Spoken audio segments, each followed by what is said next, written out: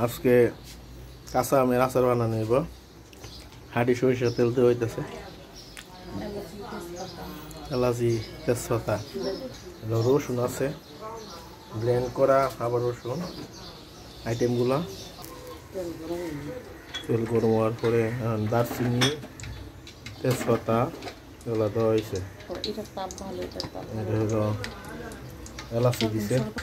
তেল গরম হইতেছে,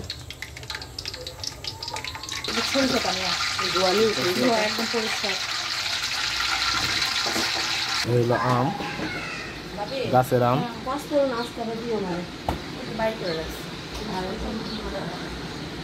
পাঁচফোড়ন দেওয়া হচ্ছে, সরিষা দেওয়া হলো, কাঁচা সরিষা,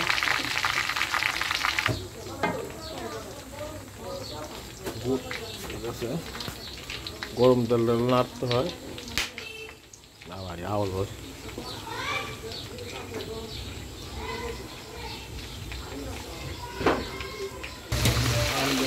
দেখুন